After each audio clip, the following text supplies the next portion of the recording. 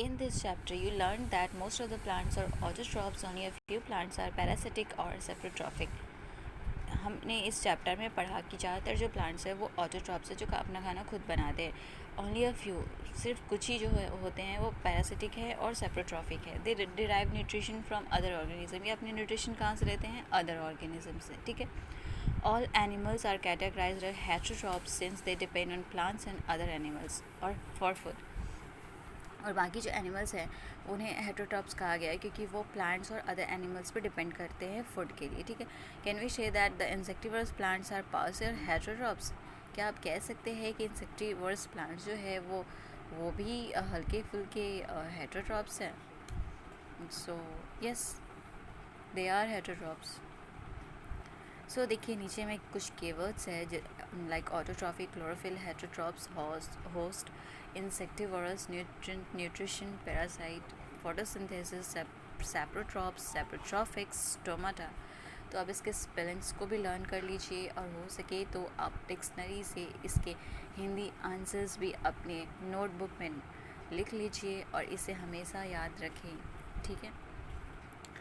तो नीचे देखिए व्हाट यू हैव लर्नड, आपने क्या पढ़ा. All organism need food and utilize it to get energy for growth. जितने ऑर्गेनिज्म हैं उन्हें भोजन की आवश्यकता होती है किस लिए? टू गेट एनर्जी लेने के लिए और ग्रो करने के लिए. एनर्जी क्यों चाहिए? डेली के डेली काम को करने के लिए. ठीक है. And maintenance of their body, और उनकी बॉडी की मेंटेनेंस के लिए. चलिए सेकेंड में क्या लिखा है? Green plant synthesize food for themselves by the process of photosynthesis. They are autotrophs. Green plants जो होते हैं अपना फूड खुद बनाते हैं by the process of photosynthesis, और उन्हें क्या कहा जाता है? ऑटोट्रॉप्स. ठीक है.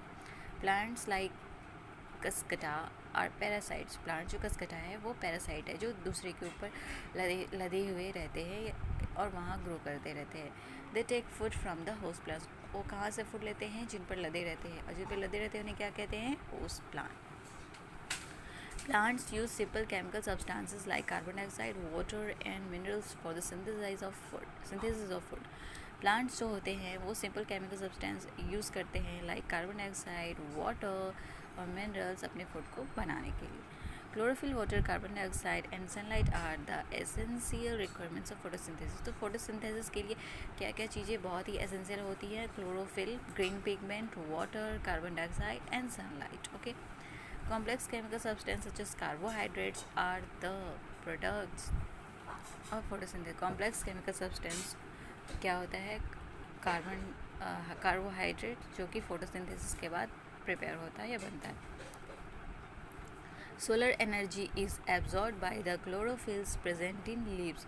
सोलर एनर्जी जो होता है वो जो क्लोरोफिल प्रेजेंट होता है ग्रीन पिगमेंट लीव्स में उसको वो एब्जॉर्ब करता है. क्लोरोफिल एब्जॉर्ब करता है सनलाइट को और सोलर एनर्जी को. ठीक है.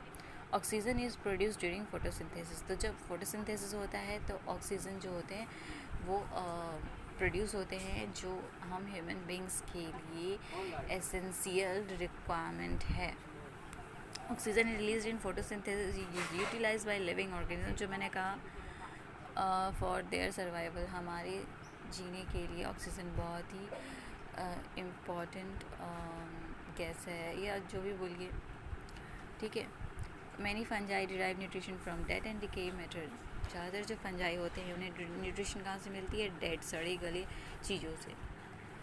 दे आर सेप्रोट्रॉप्स. और उन्हें क्या कहते हैं? Saprotrophs. A few plants and animals are dependent on other for their nutrition. कुछ फ्यू प्लांट्स और एनिमल्स होते हैं जो डिपेंड होते हैं अदर्स पर अपने न्यूट्रिशन के लिए, और उन्हें क्या कहते हैं? हेटेरोट्रॉप्स. सो अगर यहाँ सब्सक्राइबर बढ़े और अगर वो कमेंट में कहे कि हमें एक्सरसाइज की क्वेश्चन आंसर भी डिस्कशन चाहिए तो मैं इस पर वीडियो ज़रूर बनाऊँगी.